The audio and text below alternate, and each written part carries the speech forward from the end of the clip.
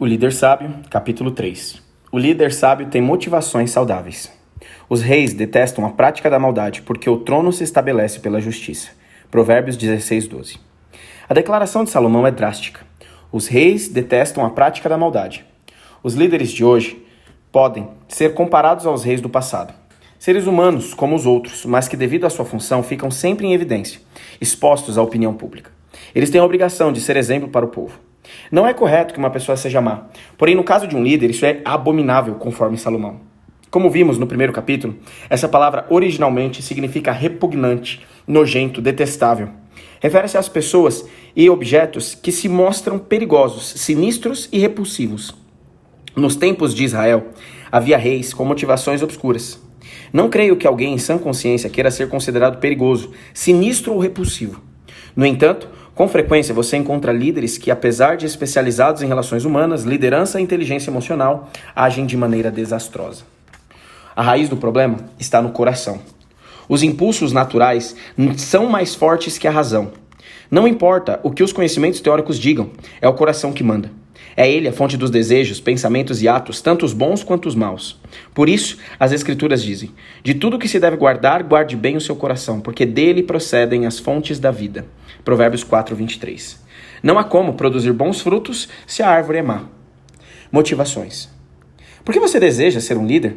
Quais são as suas motivações? Imagine uma jovem bela e promissora que não suporta ver sangue, mas decide ir para a faculdade estudar enfermagem porque acha bonito usar o uniforme branco. Que futuro terá? Poderia até exercer a profissão, porém nunca seria uma pessoa realizada e feliz. O mesmo acontece com a decisão de tornar-se líder. A liderança fascina, atrai e seduz. Todos, de alguma forma, desejam ser líderes.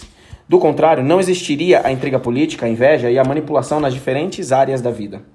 Em nossa cultura, liderança significa poder, notoriedade e privilégios que a maioria não alcança. Existem alguns que, de modo consciente ou inconsciente, assumem cargos de liderança motivados pela sensação de poder. Anelam ser aplaudidos e reconhecidos. Deixam-se ofuscar pelo brilho das luzes e esquecem o essencial. Paulo, líder por excelência, disse o seguinte aos filipenses: tenham entre vocês o mesmo modo de pensar de Cristo Jesus, que mesmo existindo na forma de Deus, não considerou ser igual a Deus algo que deveria ser retido a qualquer custo. Pelo contrário, ele se esvaziou, assumindo a forma de servo, tornando-se semelhante aos seres humanos. E reconhecido em figura humana, ele se humilhou, tornando-se obediente até a morte, e morte de cruz. Por isso também Deus o exaltou sobremaneira e lhe deu o nome que está acima de todo nome, para que ao nome de Jesus se dobre todo o joelho, nos céus, na terra e debaixo da terra, e toda língua confesse que Jesus Cristo é Senhor, para a glória de Deus Pai. Filipenses 2, 5-11. Questão de sentir, não de fazer. Paulo apresenta nesse texto a trajetória daquele que poderíamos chamar de o maior líder de todos os tempos. Multidões o seguem pelos 4 cantos do planeta. Milhões e milhões sentem-se inspirados por sua vida e seus ensinos. Não se pode contar o número dos que o aclamam. Como ele se tornou o mais grandioso líder que o mundo conheceu? O apóstolo fala das motivações de Jesus. Tenham entre vocês o mesmo modo de pensar de Cristo Jesus, ele diz. O termo modo é traduzido como sentimento em outras versões. ARA e ARC. Sentimento não se vê, instala-se no profundo da pessoa. Você pode fabricar ações, mas não sentimentos. Quando alguém faz algo que desagrada a você, é possível dar um sorriso falso e dizer palavras gentis, mas é impossível pôr fim à raiva escondida dentro do coração. Por isso, Paulo não diz, tenham em vocês o mesmo procedimento, e sim o mesmo sentimento. É no coração que está a raiz de todos os males. Lá os conceitos teóricos não funcionam, só Jesus. Qual foi o sentimento de Cristo? Mesmo existindo na forma de Deus, não considerou ser igual a Deus, algo que deveria ser retido a qualquer preço. Pelo contrário, ele se esvaziou, assumindo a forma de servo, tornando-se em semelhança aos seres humanos. Note a expressão traduzida como existindo. Jesus Cristo não foi escolhido por Deus, ele é o próprio Deus, um com o Pai. João 1, 1-3. Pode haver maior cargo de liderança no universo?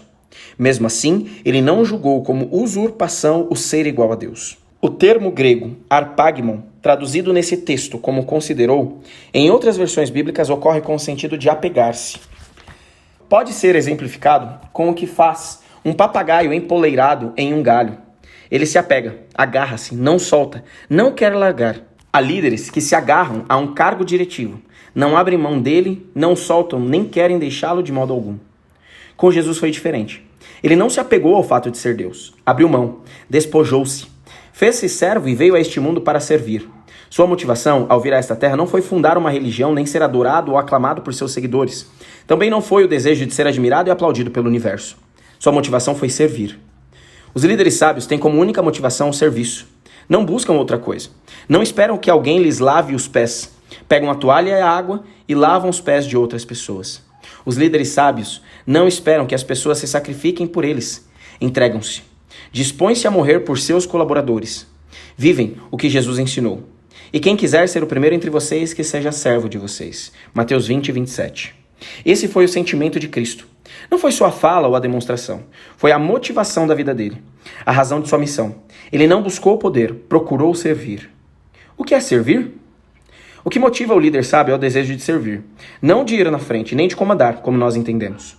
No mundo dos negócios, na política, no contexto institucional e até mesmo na igreja, a palavra líder é usada para referir-se ao que dirige, não ao que serve. Esse conceito nos causa problemas, porque a palavra líder não costuma englobar o sentido de servir. A palavra líder provém do grego protostates, que significa aquele que está em pé diante de todos, o que dirige, o que dá as ordens, o cabeça, o comandante. Na Bíblia, essa palavra aparece apenas uma vez. Foi usada por Tértulo para acusar Paulo diante do governador Félix. Este homem é uma peste e promove desordens entre os judeus do mundo inteiro, sendo também o principal agitador da seita dos nazarenos. Atos 24:5. Tértulo usou a palavra líder para referir-se àquele que era o principal na seita dos nazarenos. Esse conceito de líder como o que vai à frente, pouco a pouco foi introduzido na igreja. Entretanto, a motivação de Jesus nunca foi dirigir, mas servir.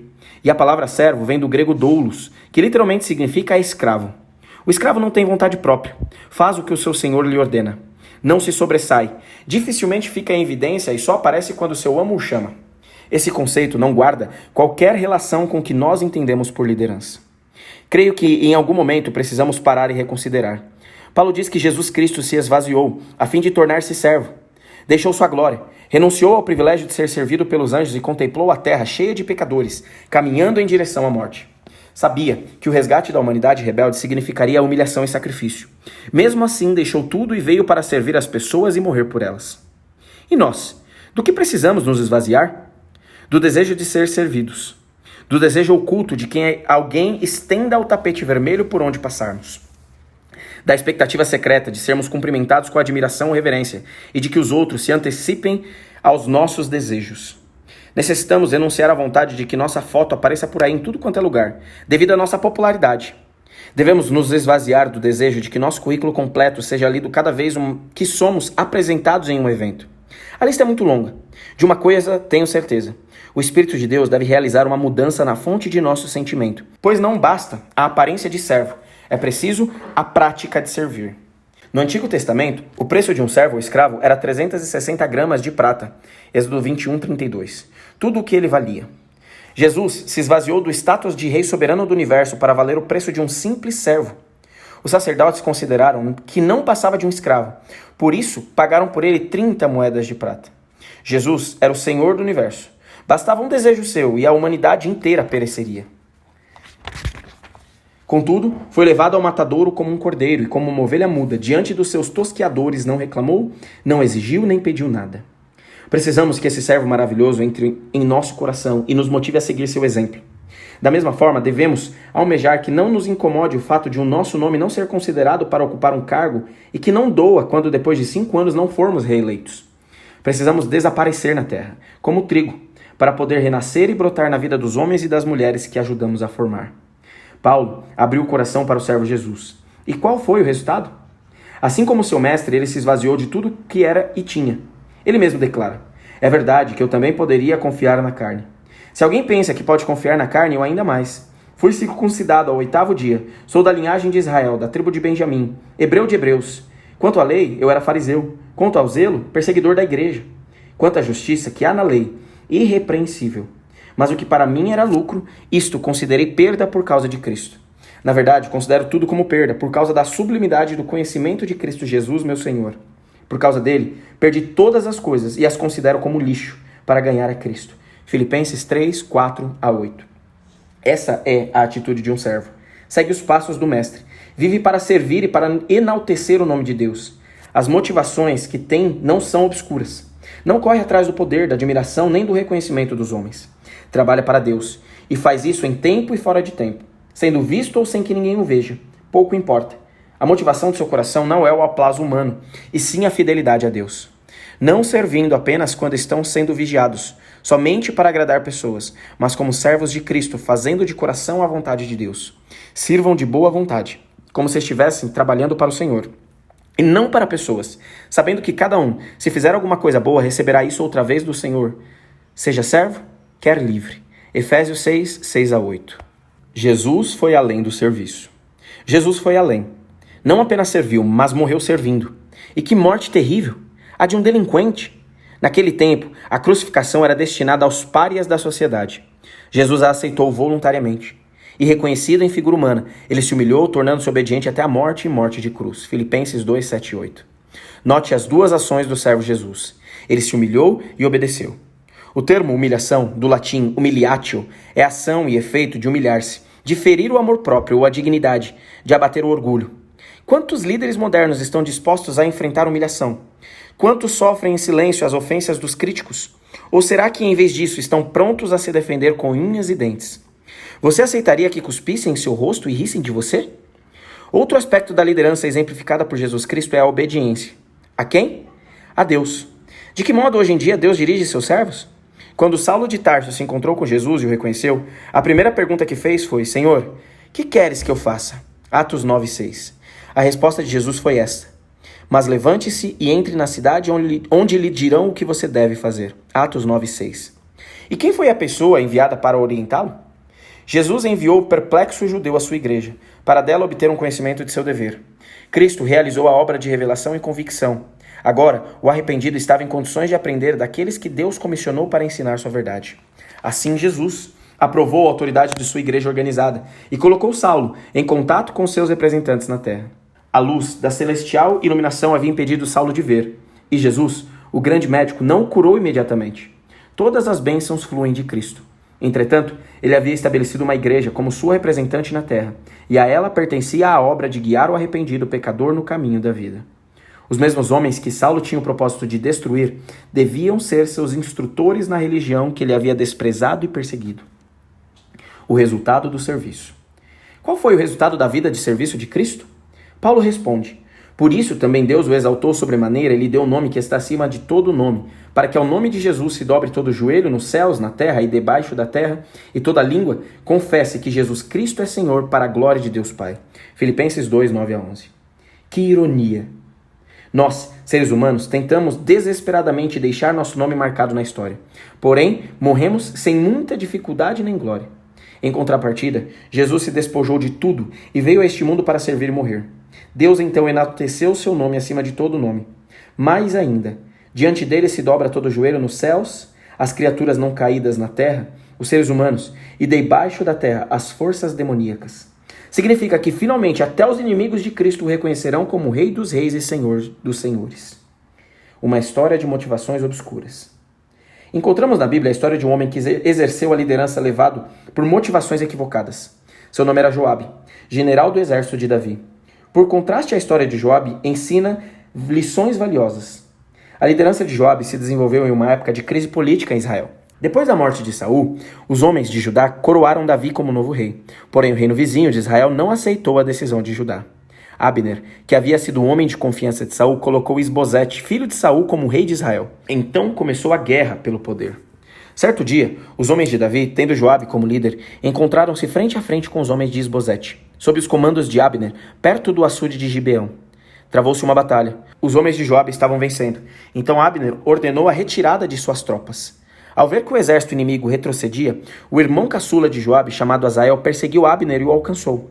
Desafortunadamente, ele foi morto por Abner. Joabe foi atrás de Abner, mas não conseguiu matá-lo.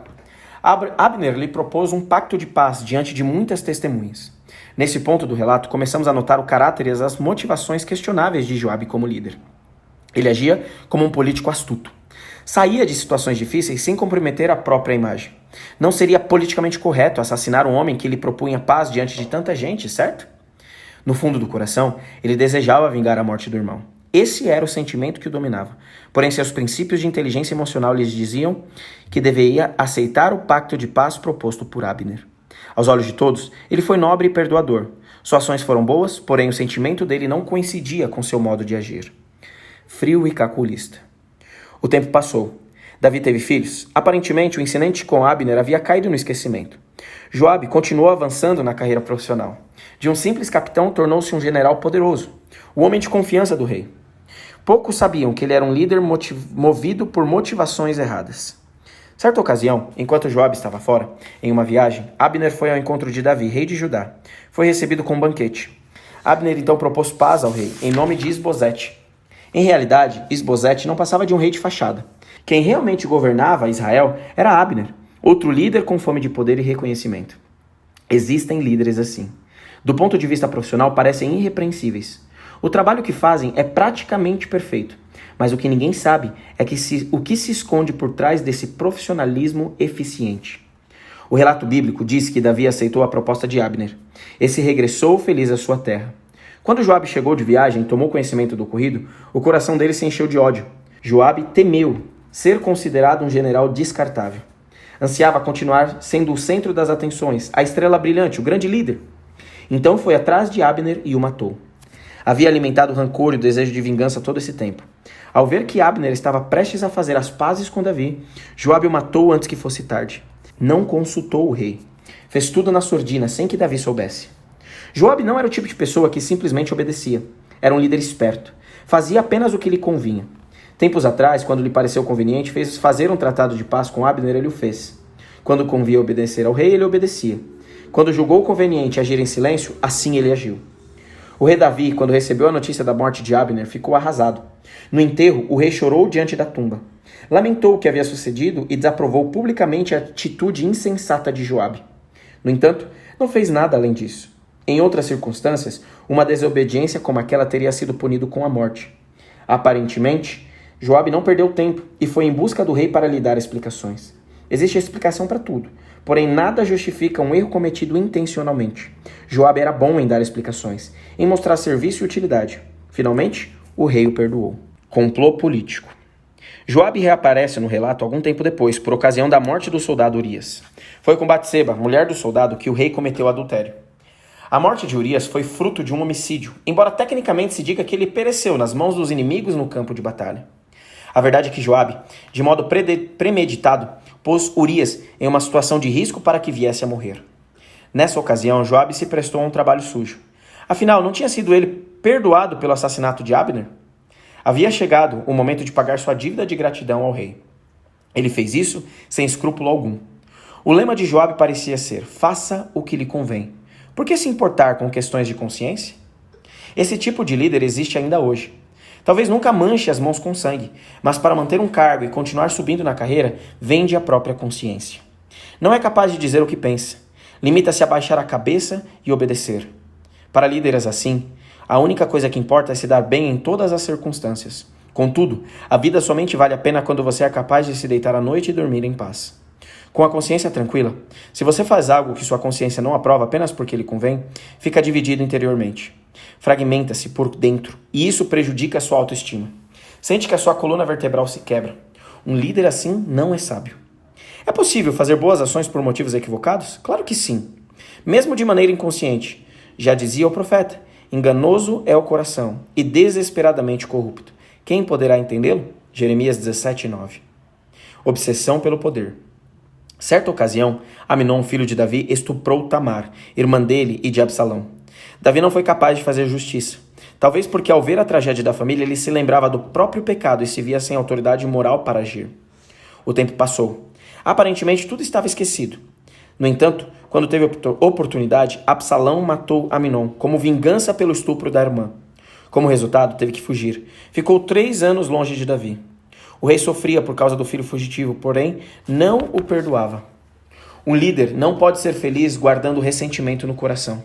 O perdão beneficia quem é perdoado e ainda mais a pessoa que perdoa. Se por algum motivo você não pode perdoar alguém, entende o que estou dizendo. Pode até negar, aparentemente que é feliz, mas do fundo algo o incomoda. Isso não lhe permite desfrutar a vida plenamente. Mesmo sofrendo, Davi não perdoava. Então surge outra vez a figura de Joabe. Ele queria ajudar o rei, mas não fazia nada sem segundas intenções. Sempre escondia alguma carta debaixo da manga. O que Joabe fez? Mandou trazer uma mulher de Tecoa e a instruiu a dizer exatamente o que ele queria. A mulher fez conforme combinado. Apresentou-se diante do rei e repetiu tudo o que Joabe lhe dissera, palavra por palavra. Disse ao rei que ele deveria perdoar Absalão. Forjou uma situação. Apresentou um aparente caso próprio. Durante a conversa, o rei percebeu a mão de Joabe no assunto. Ao ser interrogado, a mulher confirmou. Resultado? Outro ponto a favor de Joabe. Ele era desse jeito. Não há nada bom que ele possa nos ensinar, mas podemos tirar lições por contraste. É possível aprender com os bons exemplos e imitá-los. Também podemos evitar os erros que os outros cometeram. Mais farsas. Algum tempo depois, em uma batalha com Absalão, o rei pediu a Joabe que derrotasse o jovem rebelde, mas que lhe preservasse a vida. Em vez disso, ao saber que Absalão havia ficado preso pelos cabelos, pendurado em um carvalho, Joabe ordenou ao soldado que havia lhe trazido a notícia que matasse o príncipe. Então lhe ofereceu 10 siclos de prata. O que o soldado respondeu? Ainda que me pusessem nas mãos 1000 moedas de prata, não estenderia a mão contra o filho do rei, pois ouvimos muito bem que o rei deu uma ordem ao Senhor, a Abisai e a Itai, dizendo, poupem o jovem Absalão. 2 Samuel 18:12. Que contraste! Um simples soldado, anônimo, não venderia sua consciência nem por 1000 ciclos de prata, enquanto Joabe, o líder de renome, um dos principais do reino, cheio de medalhas e condecorações, pisava a própria consciência a fim de continuar sua ambiciosa escalada rumo ao poder. Nessa ocasião, Joabe tornou a desobedecer ao rei, conhecendo o caráter dele. Podemos deduzir que aquele ato traiçoeiro de alguma forma lhe convinha. Que triste é a vida de alguém que só age ou deixa de agir porque as circunstâncias lhe convêm. Depois da morte de Absalão, levantou-se outro indivíduo rebelde no reino de Davi. O nome dele era Seba, filho de Bicri. Para cuidar do assunto, o rei enviou um homem de sua confiança, Amasa. Depois da morte de Absalão, Davi não confiava muito em Joabe. Observe o que o rei prometeu a Amasa. Você não é da mesma família que eu? Que Deus me castigue se você não vier a ser para sempre comandante do meu exército em lugar de Joabe. 2 Samuel 19:13. Você acha que Joabe aceitaria isso de braços cruzados? Claro que não. Amasa se demorou no cumprimento da missão. Davi, por medo de que o poder do inimigo aumentasse, enviou Joabe, que era primo de Amasa. No entanto, isso não deteve as intenções de Joabe. No caminho, ele encontrou Amasa, fingiu que ia beijá-lo e lhe cravou o punhal no abdômen. Com a morte de Amasa, Joabe se tornou o principal general no exército de Davi. Há alguma semelhança entre a atitude de Joabe e a de Judas? O poder acaba. Entretanto, o poder acaba. Qualquer coisa que um líder faça levado por motivações erradas tem consequências tristes, mais cedo ou mais tarde. Joabe ambicionava o poder. Aparentemente, ele serviu. Porém, no fundo do coração, o que ele buscava não era servir. O serviço que ele prestava era somente o trampolim para chegar onde desejava. Matou, traiu, silenciou a própria consciência e deixou de lado princípios e valores. Enfim, chegou ao lugar ambicionado. Davi já era um homem idoso. Uma das jovens do palácio lhe aquecia os pés porque ele não podia dormir de tanto frio. Não tomava mais conhecimento do que acontecia no reino. Então Adonias, um dos filhos dele, proclamou-se rei sem que Davi soubesse. Quem estava apoiando Adonias? Ninguém menos que Joabe. Dessa vez, porém, a manobra deu errado. Visto que Davi declarou Salomão como novo rei, os que apoiaram Adonias tiveram que fugir. E Joabe o que fez? Correu para o templo e ficou segurando nos 2 chifres do altar. Esse ato era permitido aos que tivessem cometido um crime sem premeditação. Tinham sido acidentais os crimes de Joabe? Toda a vida dele não passava de uma série de intrigas e de delitos premiados. Ele ambicionava o poder. Sabia que não podia ser rei, mas ansiava ser a principal autoridade e desfrutar os privilégios do poder. Só que dessa vez as coisas não deram certo. Foi morto por ordem de Salomão. Uma vida de sangue termina com sangue.